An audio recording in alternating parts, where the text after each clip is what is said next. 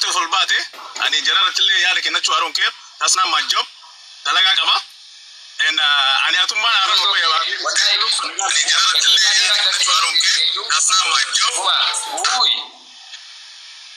mami nagaan na jiraatu kwaad nagaan jiraata okay aye magi galatu askese si barbaanne dhugaa dubbachuudhaa fi maatii siyaasa kana osoo hin taane gargaarsa bakka oromummaa wal kabajnaa hedduun si jaalladha akka immoo namni akkuma argee daddarbatan fiilee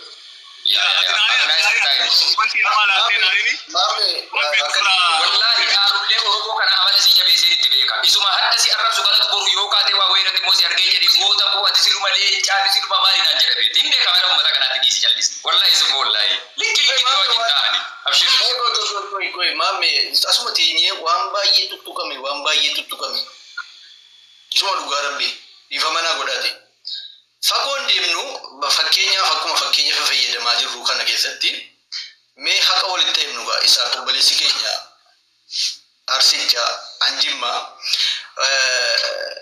waan tokko gidee annifa mana godhiiti maamne ni beekta isaa sirriitti beekna fakkaata ana akka jimmaatti fakkeenyaaf jechuudha wallahi erga biyyaa bee erga miidiyaa kanarra dhufe quuqama jiru erga sirriitti miidiyaa hordofuu jammare kutaa oromoo keessa miidhaa kamtu ga'e miidhaa mootummoota darbaniin eessatti miidhaan cimaan ga'e kan jedhu sirriitti hubadhe fakkeenyaaf sigalee garuu yaada Jawaar yoo dhugumatti interview Jawaar guutuu dhaggeeffatanii jiraatan obboleewwan keenya haqa walitti bu'uun gaariidha tanii galee siyaasni haqa jechuuf iduun ta'e garuu yoo dhugumatti walitti bu'uu ta'e kan sira yaada Jawaar fuuldura dhaabbachuu qabu ijoollee hiriyoottan keenya asirratti sirna naftanyummaa fi uummata naftanyaa kana jibbiinsaan beekamnu wal beeyna jechuudha haqa walitti bu'uu ta'e tanii galee fudhadhaa kana walitti himne wal sirreeffannaa madaa jirtu jechuudha madaa jirtu fayyifannu malee hin taatu dubbiin maaliif yoo jettan yeroo Jawaar dubbatu yoo sirrii ta'e akkasila jedhaa jirtan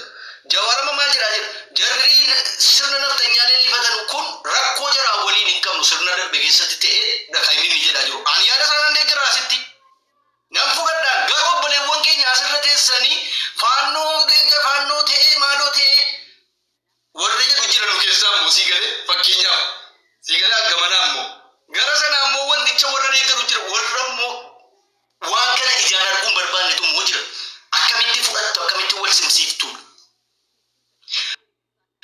humnaa ol waa leellisuunis gandummaa taati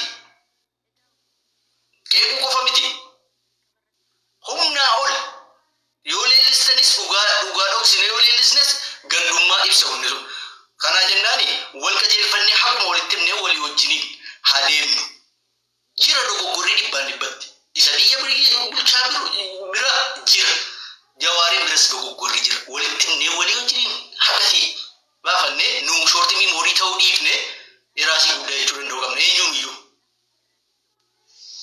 yoo inni waan gaarii fedhee qajeelchuu danda'e akkuma maammeen jedhe qophoofnee jirra hiriiroo akkuma nama qophaa'u waan gaarii namni hin barbaada gabaa gaarii fitachuun barbaada garuu gabicha kana akkuma duriitti oofamnu dhiingadhee ilaallu an kanan jedhaan Tony Goner. Only.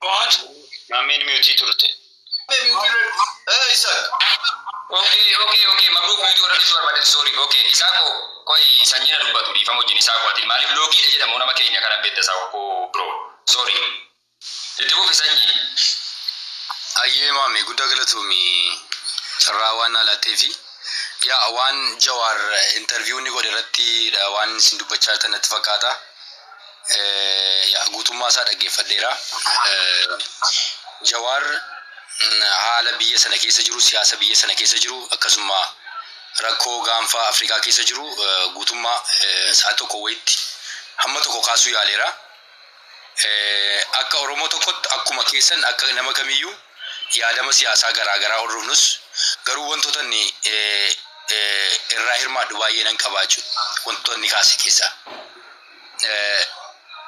nama personaalidha nama dhiibbaa uumuu danda'udha nama qabsoo Oromoo keessatti shoora olaanaa qabudha wantoota inni dubbate qeequun dirqama qeeqoo jechuun qeeqa dhabuudha iyyuudha qaama biyya bulchuu kan gara biraatti oofaa jiru waan ta'eef. Qaamni qeeqamu tokko nama jaallatu qeeqxa bar. Nama jaallanne nama jibban maqaan beekaniidha Oromoon. Nama jibbitu maqaan beektu. Qeeqi sirreessa. Qeeqa baqachuun hin ta'u. So akka Oromoo tokkotti yaada garaagaraa qabaannus garuu wantoota inni kaase biyya sana keessatti wantoota ta'an wantoota mootummaa sanaan ta'an haga tokko tuquu yaaleera. Irraa dubbachaa turre haga tokko tuquu yaaleera. Garuu immoo gaa miti ammayyuu. Gaa miti. Eenyutu fakkeenyaaf hidhattoonni biyya sana keessa socho'aa turan waggaa 4 dura meeqa turanii waggaa 4 asitti immoo hagam dabalan. Fakkeenyaaf yeroo koree teknikaan Jawaar waraana bilisummaa Oromoo galchee yeroo sana harka walakkaa ol akka gasheedha kan Jawaar dubbatu jechuudha. Amma garuu waraanni bilisummaa Oromoo kutaa hundumaa keessa babal'atee akka jirudha. Biyya sanaaf rakkoo siyaasaa biyya sanaa karaa nagaa xumuruu qofa falli jiru waan jedhudha kan Jawaar kaa'e. Kun yaaduma eebbifamaadha jedhee yaada. Waan kun akka inni hin babal'anne gochuu ni danda'a ture mootummaan. Ammumayyuu furuu ni danda'a mootummaan. Ammamaayyuu furuu ni danda'a. Rakkoo jiru karaa marii qofa godhee furuu ni danda'a waan jedhu kaasee ture Jawaar. Inni qabsoo karaa nagaatti nama amanuudha. Osoo warri karaa nagaa qabsaan kan akka Battiifaa ajjeefamanii qaamni hidhatee bosona jiru immoo waan amanee itti dhufee qabsoo karaa nagaa geggeessu hin qabu jedhee kaasee kun yaaduman deeggaruudha. Yaaduma fudhatama qabu jedhee yaada. Karaa biraa waa'ee wantoos kaasee ture waa'ee siyaasa Oromoo keessaa yoo achi baane waa'ee waliigaltee mootummaa Itoophiyaa fi Somaaliyaa sanas kaasee ture. Sunis haalli dippiloomaasiin Itoophiyaan itti jirtu kufaa akka ta'e kaasee ture. Kunis waan wal lama gaafachiisu miti waama argaa jirru waan ta'eef walumaa gala akka cuunfaatu waa tokko qabatee akka jirudha Jawaar kanan irraa dubbise. Innis maayinni pilaan A jedhee waan kana dura dubbate ni qaba. Pilaan B gana hawaasa biyya Awurooppaa garaagaraa haasofsiisee akka itti deemudha. Amma kana jedhee qeerroo kakaasuu maal jechuudha jettee gaafatee turte gaazexeessituun BBC Afaan Oromoo. Sana miti amma kanan barbaadu hawaasa jinis haasawuun barbaada. Qaamolee mootummaa jinis haasawuun barbaada. Haasawuun barbaadu jechaan jiru ammayyuu Jawaar. Haasawuun barbaada. Rakkoon waan tokko kaasee ture. Nama keenya baay'ee Jawaar nama aangootti yeroo Abiyyi dhufu mormi ture garuu biyya erga galee booda hawaasni dhiibbaa irratti godhee nuuf nuteera jedhee waan hawaasni jaarsoliin abbootiin amantii itti dhufaniif jecha anatu nama 11 waa fakkeenya fudhatee ture maammee ni yaadata yoo ta'e dubbisaa keetti nama 11 keessaa namni 10 kophaa hafee namni tokko qofaa hafee namni 10 yoo adda ba'e nama isa tokko sana ta'uuf shakka maraatuudhaan jedhee jechuudha. So haga sanan ga'e jedhe Jawaar. Kanaaf akka dhiiseedha jechuudha Jawaar kan inni dubbate. Garuu immoo deemee rakkoo biyya sanaa karaa nagaa furuudhaaf waraana galcheedha jedhee koree teknikaa keessatti hirmaadhee waraana galcheerraa furmaata kaa'uu hin dandeenye. Ammas gareen sanyii galuusaa furmaata waaraa kan finne bareechee lafa kaa'eera. Ammas akka Oromoo tokkotti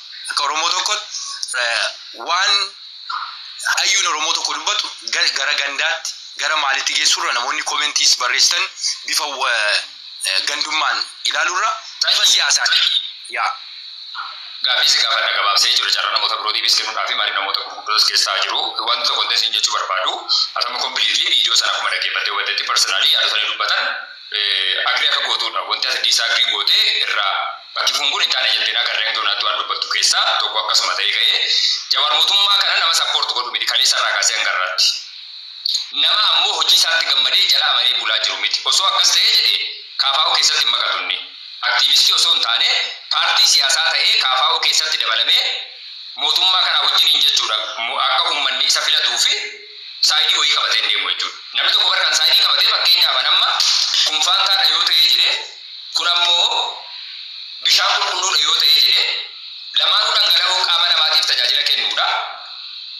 maqaan isaanii dhangala'oo jedhamu garuu qabiyyeen yookaan komponentiin ingridiyentiin kana keessa jiru garaagara. Si garaa jira miti?